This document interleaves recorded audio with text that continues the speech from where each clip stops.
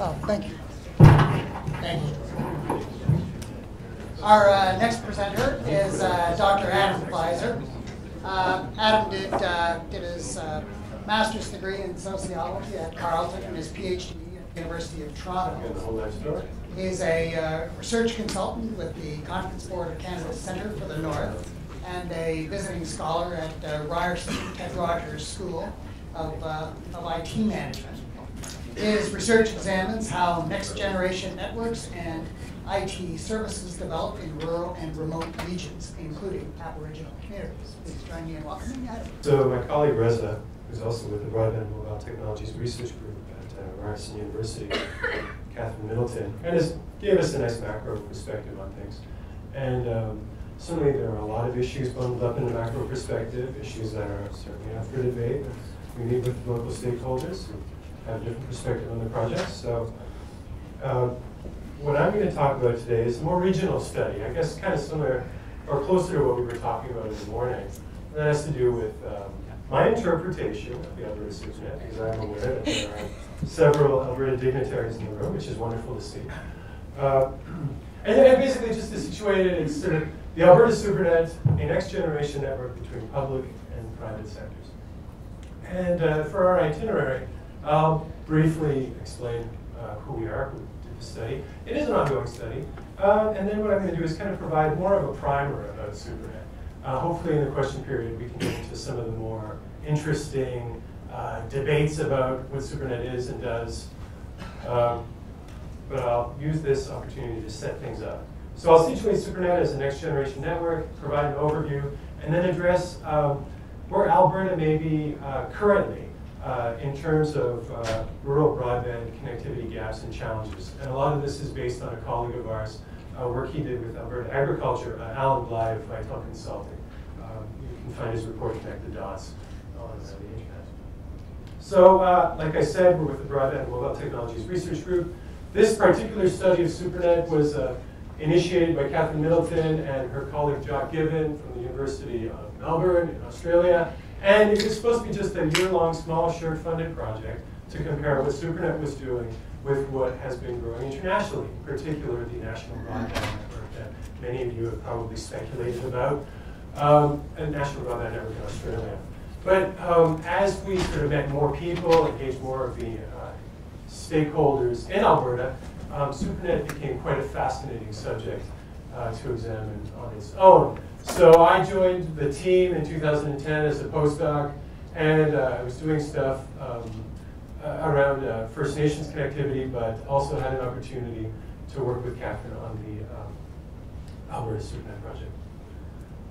So in terms of our data collection, it's based, this particular study is based on 43 key informant interviews.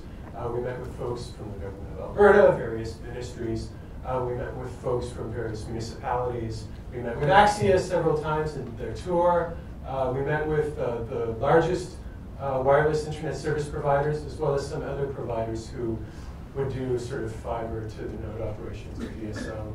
And we also met with First Nations groups, in particular those represented by Technical Services Advisory Group, TSAG, which manages fiber optic in partnership with First Nations. So we did site visits in 2010, mainly just due to resource constraints, focusing on what was in and around the Edmonton-Calgary corridor.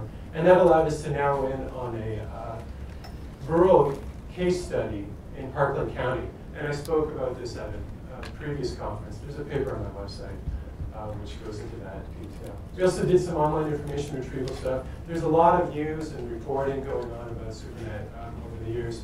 We were able to gather at least 300 different sources. And finally, to sort of round things up for our data collection for this study phase, we did a literature review, and there's also a substantial amount of work already done. In the early phases of SuperNet's construction and deployment, there was a large shared-funded project called the SuperNet Research Alliance, which produced several reports and sort of regional studies.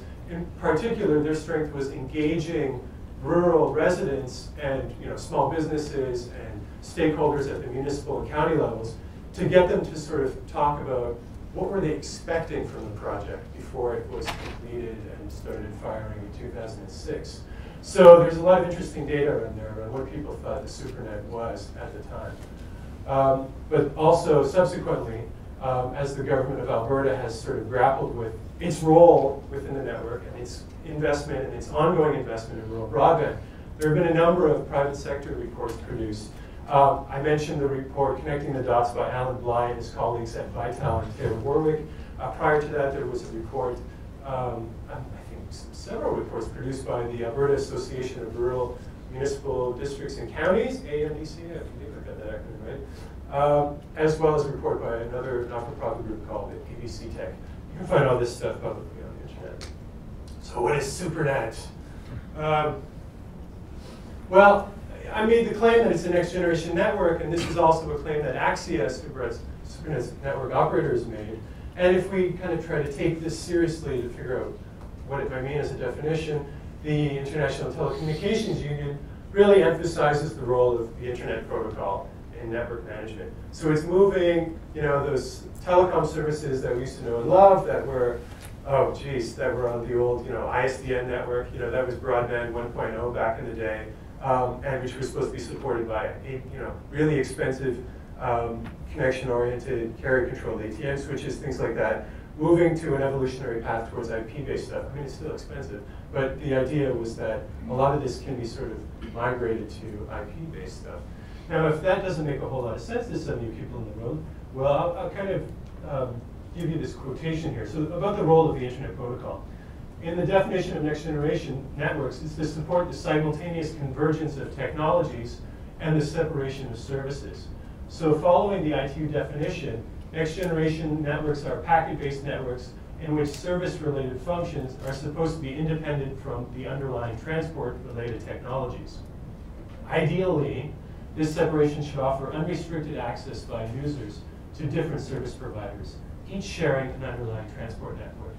So the argument being made is that SuperNet is that underlying transport network. And what it's supposed to do as a next generation network is enable various service providers in this rural sector to come in and to deliver services to rural residents, rural businesses, as well as public sector. Todd, do you want to add something? Just a real quick question. Do they have a strategy for that? Because SuperNet's kind of provincial wide, right? Do they actually have a strategy to do that? You might want to ask folks from Service Alberta. Why don't we let's park that aside, because that is a very good question. And in the paper, and I'm not really talking about so much the approach we took in the paper, because I wanted to be the primer, but there is this question about a kind of ambiguous business model that has evolved through the relationships between the government of Alberta and Axia, which became the network operator, network manager, and really was the most successful entity within this business relationship to take that brand and seize it and go on with it. So I would argue that there are probably several strategies at work at the same time. But of course, geography matters, right, folks? So I mean, we stared at maps this morning, and I guess I'm not going to belabor it too much, but the real clusters of income and that youthful vitality that everybody seems to want is sort of clustered around Edmonton and Calgary, right? So these outlying areas, and this is median income for individuals who are working 15 years and over. I mean, maybe it's not the best, and probably what Helen was saying about using the dependency ratio would probably be quite interesting as well. Because there is, I mean, just like in rural Ontario, right, there's the outmigration of youth, the populations that are staying in these areas that would be primarily served by SuperNet are getting older, and there's a question of what do they want to use this expensive network for. So I'm going to just keep going. I think the key point is not whether or not they want to use it, it's how they use it, how they approach it, how they use it, and that's a much better way of putting it. Yeah. Right, so it's trying to, how would you engage these rural stakeholders in the way that you're probably, differently than you would engage teenagers who are really hot on, the next whatever thing they can download off iTunes, right? But this is a network. It is infrastructure, right? So a lot was built, a lot was implemented. And what we're looking at here in total is about 15,000 kilometers, 13,000 of which consists of fiber. Now that's new fiber build, but that's also leased fiber. So if we situate where, when SuperNet emerged, it was like sort of right after the dot-com crash, right? So there was a lot of excess fiber, shall we say, up for grabs. 360 Networks, you know, the pride of Alberta, out of Ledcor. A lot of that fiber became part of SuperNet. TELUS also has leased its own fiber to the project as well. So it wasn't that it was just completely isolated from the business transactions. But then also, from a kind of technical engineering point of view, there was 2,000 kilometers of new wireless connectivity created, and that was in particular sort of to reach Fort Chip, remote northern Aboriginal community. A little bit low. Oh, sorry. Yeah. Geography matters. And at a time, I'm not sure if it still is this, but it was the longest wireless shot in the world at some point. So, quite interesting. Excuse me, Adam. How much new fiber was built? Oh, jeez. Out of that? Off the top of my head, I don't know. Actually, not a lot. Maybe not a lot. At least originally, you may be able to So, simplify. But we approximate. bought a lot of fiber from, actually dark fiber. We had a little trip to the CRTC, and they had an encouraging discussion with TELUS. And we bought some dark fiber from them originally. I don't know what the status is today. But Right, because Axia has since been doing a lot of new builds. yes, and we bought some fiber from some of the cable companies in the north. My memory serves me correctly, northern Alberta. Right. And of course, Bell built some itself within Calgary and The Metro Core. So I will get into that, the distinguishing the Metro Core from the extended area network. But you can say- I would not want to take anything away from the current knowledge. Okay.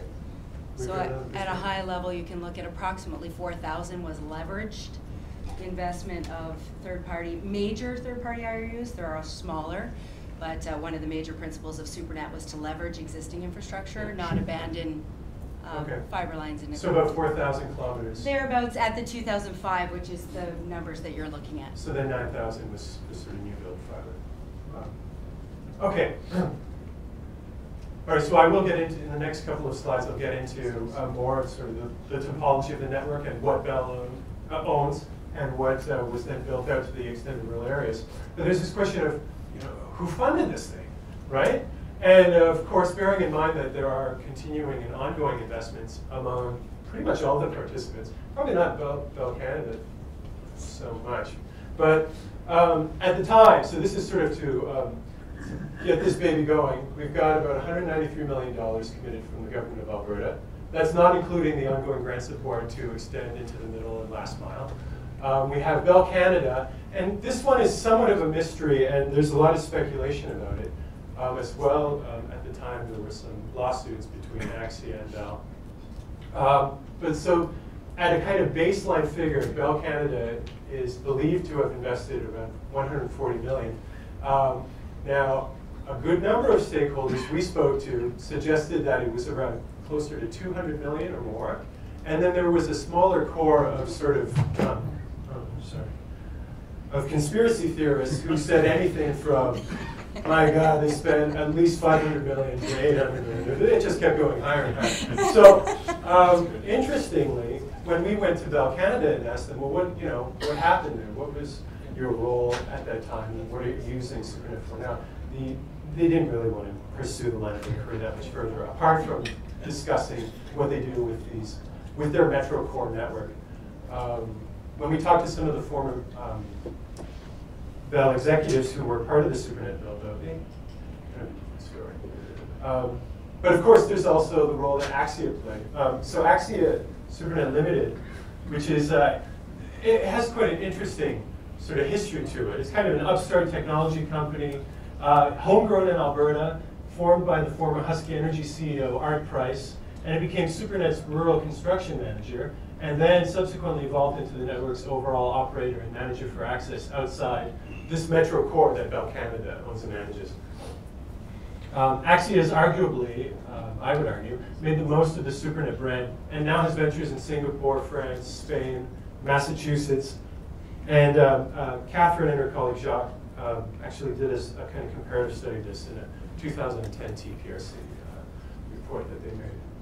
But of course, the investments of what I would call the big three of SuperNet are then complemented by smaller scale investments by service providers. In 2012, there were 89 listed, including 53 wireless internet service providers.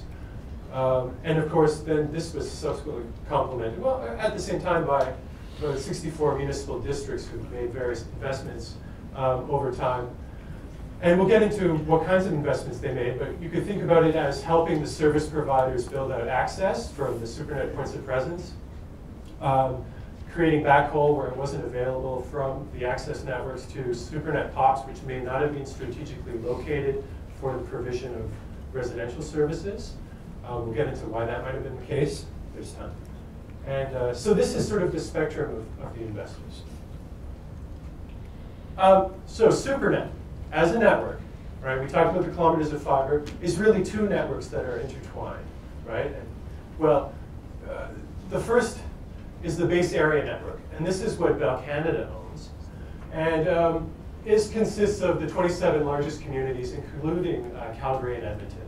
So a little bit further on, I'll get into how service providers actually interface SuperNet. And you'll see that this base area network plays an integral role, because this is how the service provider in a small rural Alberta community is going to get access to an internet gateway in Edmonton or Calgary, basically, or various other kinds of cloud-based services, if you want to put it that way. So that's what it looks like. You see it kind of traces at the Edmonton-Calgary corridor and goes up to Fort Cloud. Okay. Yeah. Excuse me. So, for the rural stakeholder, right, the most important sort of aspect of SuperNet is this extended area network, it's called. And this is government owned, but it's under the management of Axia. There are 402 rural communities. And as I said, in 2012, there were 89 independent service providers responsible for enabling consumer access in this area. And it branches out. I think you can see it. So that's the base area network, and then the extended area network. So this table now is going to kind of give us SuperNet's growth over the years from when it started firing up in I think it was first quarter 2006, and that's based on data from Axia's financial reports. So I kind of, at the top, these are the active service providers. So these are people like your local wireless internet service provider, or maybe it's a larger operation that are going into the communities that are leasing POPs and building out access networks to residents, small businesses, or they could be doing stuff for oil and gas, et cetera. Started out at about 61, up and down, and 89 now. Axia has been measuring the number of connections that these entities procure. So in the private sector portion, starting around 413, ending off in 2012 at about 994. So there's this question of what role does the public sector play within the SuperNet business model. And when the sort of business plan was produced, at least this is what I was told, there was this idea that the government of Alberta's various departments needed about 4,600 different connections to its various entities. This is including government offices, this is learning facilities, this is health centers, hospitals, libraries, as well as connections to municipal offices. For the folks in Alberta, they call this the golem sector, right?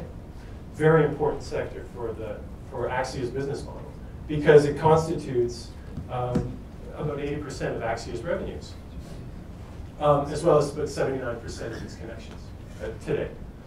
Now these, so we can say, these started around, ballpark 4,600, and now they're down to 3,712. What's going on? Are people dissatisfied with the service? Well, from what we've been told, it's more about consolidation. Hey, they discover more efficiencies. Maybe you both don't need the same connection to a really small office, things like that. So it's sort of learning over time what it is that the government really needs and trying to be flexible with that. That's the positive spin I take. Then there's a question of, well, which communities are actually served? And by served and by community, we're going back to these 402 rural sort of communities where there is a point of presence from SuperNet. So we're not talking about which populations actually are procuring service from your local WISP through their access network. These are the POPs that are lit up. So 318 out of 402 are currently in use, we could say. That's according to Axia's financial reports. In terms of, how big is the pipe, right? Well, from the data that we have from the financial reports, in 2007 it was about 50 gigabits per second, and it has since scaled to about 144 gigabits per second. So there's a continuing growth, and a considerable growth after about 2010. You look at the Axia financial reports, some of this I think seems to be related to their interest in the oil and gas sector, and the oil and gas sector increasing interest in through data management, things of that nature. So that's sort of your overview of the network. The take-home message, this is very much a publicly, this is very much, this network serves Alberta's public sector quite significantly, 80% of revenues from Axia.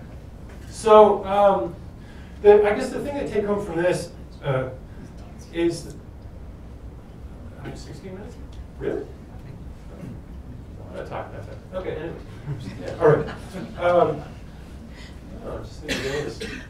The take-home message from this is that SuperNet is not the internet. Even though we go back to the definition of next generation networks and we talk about the integral role that the internet protocol plays within the management of the network and delivery services.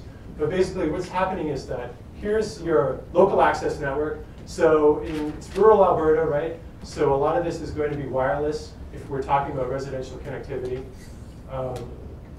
And this is managed by your local, WISP, right?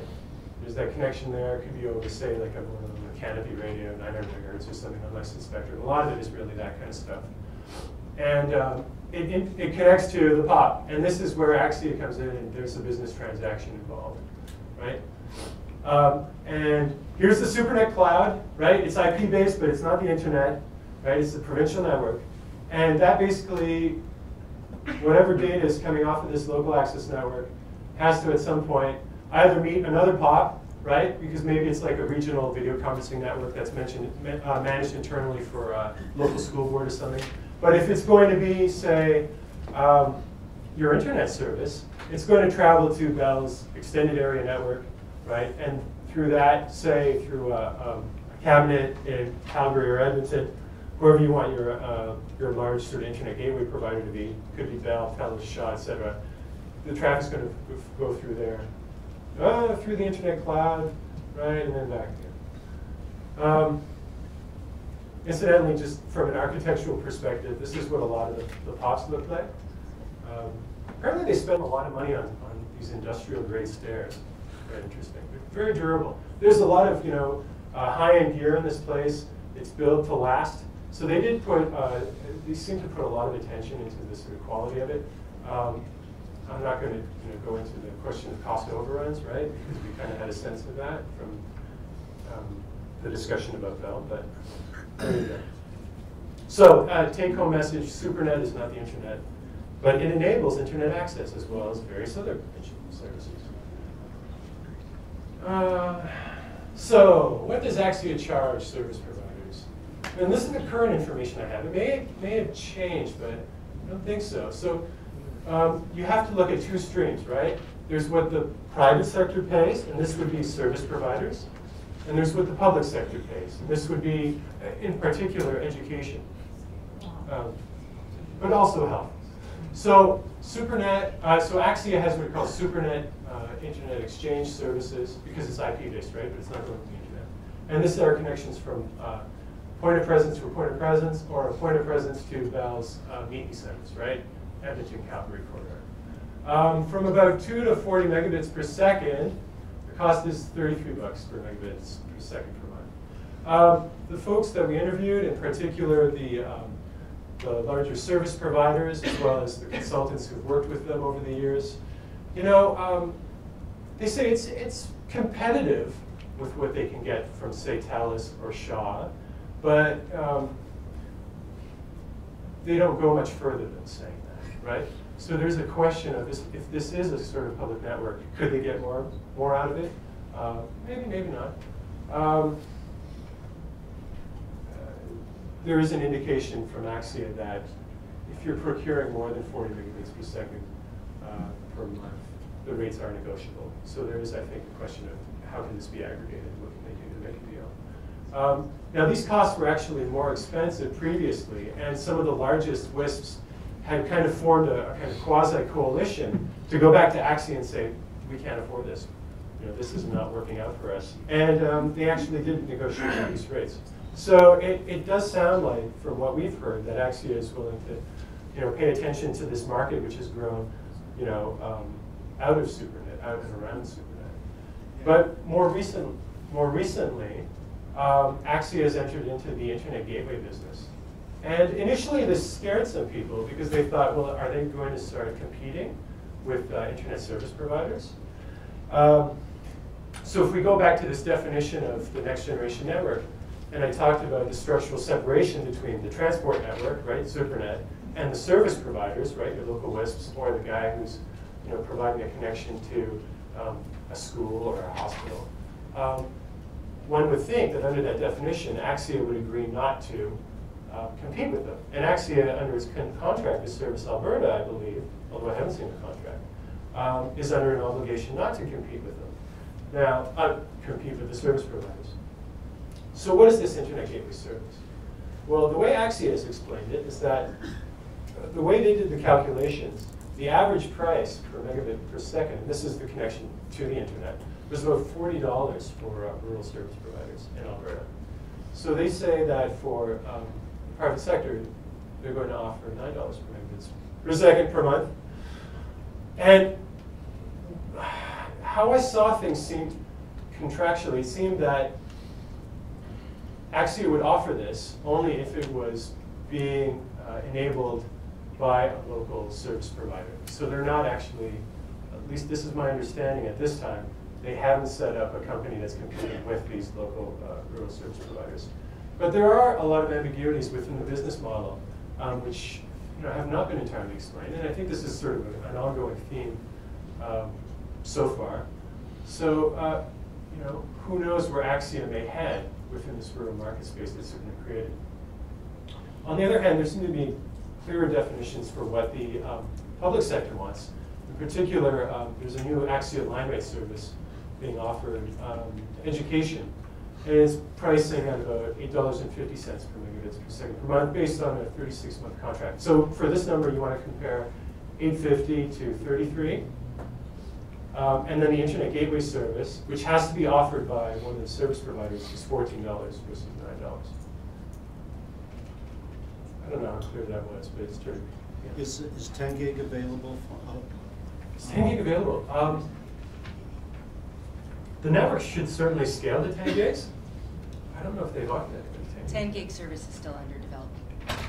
Are there gigabit rates available for public sector? Yes. Yeah, there must be, right? Do you know the off the top of your head? Off the top of my head, I do not have all the rates, but I can certainly provide information to anybody who's interested. But we scale straight from the 100 meg all the way up. Yeah.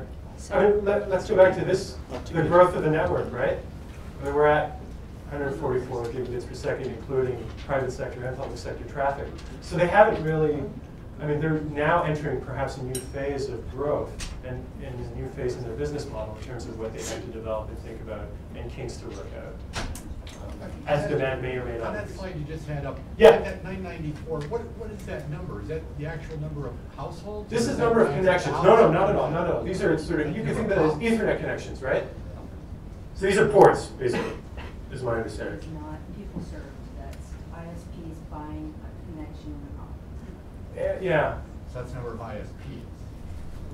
No. No. It's connections. So if you think about it, it's like Ethernet ports, right, that are connected, cables, right? Yeah, I know. It's maybe this is really an awful thing to put up there. But so what was interesting was that they Axia used to provide how much bandwidth the private sector versus public sector was procuring. But then they stopped doing that and they started emphasizing these connections. So it's a way for us to kind of grasp with the relative growth of both sectors. That's really all. The take-home message is that 89 oh no, sorry, 994 versus 3,712, right? Each connection has a monetary value to it. So this is directly related to revenue growth for Axia. So, and it scales fairly similarly. So for example, 79% of these connections for Axia are public sector, and 80% of Axia's revenues from this model are from the public sector. Yes, sir? Built into the Axia model, and earlier you said, Axia could not provide local services or Yeah. The reason for that was because the thought process around the table was wanted Axia to continue to press down on costs. So we, I shouldn't say we, but the group around the table that were involved in that created a model in which we incented Axia to push down on costs. So that in one of your previous slides, see that's in fact what's happened. So a lot of ways, the way that they get remunerated is quite complex. But at the end of the day, it's really trying to get them to press down on costs. They're focusing on the transport network as opposed to the middle mile, right? Which can be very expensive given the geography of rural Alberta and those, the last sort of 200,000 or so members of the rural Alberta population who don't have any other options. It was 2011. Yeah, I mean, it kind of makes sense, right? But on the other hand, I'll go back to the ambiguities of the business model itself. A lot of these interactions are not transparent to the public, right? So it is sometimes difficult to get a sense of how it works, right? And how the government of Alberta enforces its relationship with Axia. Did you want to respond to that? Well, it's important to note that the original contracts were signed in 2001. Certainly, Axia, as the operator, has a requirement to treat its ISPs in an open, equal, and fair manner. They've recently come out with the gateway services, and we are looking into what that looks like at the request of a number of the ISPs and understanding that. And the contracts were renegotiated in 2005, and they come up for renewal in 2015 as well. Which would be very interesting. So we'll be observe, looking at lessons learned as we move forward and right. understanding how we take that into the models as we go forward. Right. So something perhaps more relevant to that rural resident or the rural small business owner. What are these, SuperNet wireless internet service providers currently offering people in this rural market space? And so, as I mentioned previously, we have been doing a case study with Parkland County, which is about 20 minutes near Edmonton. 20 minutes west of West. Edmonton. You're right. Thank you. You got All right, it. it's slowly coming together. And so in this space, I think there's about five to seven, depending on, because Parkland County's geography and population is radically different depending on if you go to West Parkland or East Parkland. So I don't have time to get into it, but what I want to say is these are some of the more healthier sort of WISPs operating in that space. ExploreNet, for example, Terabyte, which is a smaller scale one, and Broadband Surfer, which is even smaller. And so Helen also mentioned that $50 range as being a kind of important ballpark for what rural consumers may or may not, when they might like, right? And so, we kind of wanted to know, and this was also something that folks in Parkland County were considering as well. So we wanted to know, what would this sort of mid-range WISP offering, how did it compare to that CRTC benchmark that Catherine, in her recording, discussed as 5 megabits per second down, 1 megabit per second up. Okay, so what we're seeing is that the claims being made, and mind you, these are just advertised rates. I'm not using Ookla or anything like that, right? We searched Seba Beach, which is a location in Parkland County, and saw what came up from the service providers. And we're seeing, down. Well, they fall short of that, but they do. Yes, sir. Yes. We do have 5 meg. You have 5? 5 meg. Oh, are you building a phone? Yes. Hey. Okay. How much does it cost? Pardon? How much does it cost? I don't. It's probably about $60 or $70. Right. So it is more than the sort of baseline of $50 that I was talking about. More expensive. But you do offer it. You do. We have 10 meg in Ontario. And you have 10 meg in Ontario. Well, look at that. All right, everybody. But at the $50 price range, it doesn't meet that.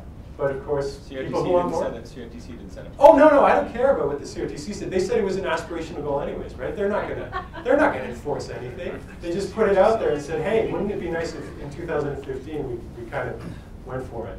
I only have 2 minutes left, but there's also the setup cost for getting the wireless gear, right? On a 2-year term with XploreNet, $149, right? Compared to the others, it's pretty decent, I think. So I guess the argument to be made is if we're looking at this $50 price range and if we're comparing it to some of the benchmarks, maybe we have some work to do. But like Bill said, right, these packages are coming, and people who want the higher speeds, maybe they're in a higher income bracket to be able to afford it. I don't know. That's research that needs to be ongoing. I mean, I wanted to talk about sort of where, well, I suppose I could conclude with this. Right, so in 2010, 2011, Alan Bly of Vitel Consulting and his colleagues at Taylor Warwick were engaged by, now this was both Service Alberta and Alberta Rural Development who co-funded this research? Alberta Association of Municipal Districts and Counties in conjunction with Alberta Urban Municipal Association, Agriculture, Rural Development, and Service Alberta. Right. This was the start to our Final Mile project and has since updated coverage since then. So this is from Al's Connect the Dots study. And you know, in his perspective, what they discovered, all 108 towns, and this was a total population of 452,000, had a broadband service provider. And most of these towns, you know, they're getting TELUS or Shaw in a lot of cases. This is what he discovered. All 95 villages, a total population of about 40K. Somewhat similar, but perhaps more of a presence from the WISPs. Then we get down into summer villages, 44 out of 51. First Nations, we don't have population counts for them. All 8 Métis settlements had connectivity, broadband connectivity, and I believe the benchmark was the Industry Canada standard of 1.5 megabits per second down, 384 kilobits per second up. But where the sort of the final mile challenge is going to be in the 64 municipal districts and the 8 improvement districts. Well, and 3 special areas. By population size, it's really this number here, 457,000. And what it's comprised of, and I will conclude with this slide, I assure you, are a large number of townships, rural townships, and a smaller number of hamlets. Now, townships under the Alberta system are, they're comprised of 6 square miles, right? And there's no real fixed, you know, population density that's required to define a township. It's just a chunk of land that isn't really anything else, right? It's on the grid system. There are a lot of these townships that are unserved. On the other hand, unfortunately, we don't have in this table, we don't have a clear breakdown of how much of the population is actually unserved. So what I would leave you with this slide, the message is that the final mile for Alberta and building out from SuperNet, the work that SuperNet achieved, is going to be very difficult, I think. I can give you a quick update. Do you want to give us a quick update? All right, there's going to be a quick update. One sentence version. All right, do it. The one sentence version is that actually, as of today, 94% of Alberta households have access to high-speed internet. We're working on that last 6%. The goal is actually to 98, recognizing that there are some with terrain challenges that we may not be able to reach, or those who simply we won't be able to get to. But we're at 94 today. Should be up to 97 with some new announcements here coming out very, very shortly, and working towards that. All right. What percent of those 94 subscribe? We adoption. And this is going back to culture of use. One of our things that is the next step for us. Right now, the government's goal is in enabling access, but not in subscription. So we make sure that a service is available for an Alberta household to choose. But we have not yet gotten to the point of tracking. Sorry, I'm usually pretty loud, but yeah, but I understand that you might, that might be a priority next step. But do you know what those numbers are now?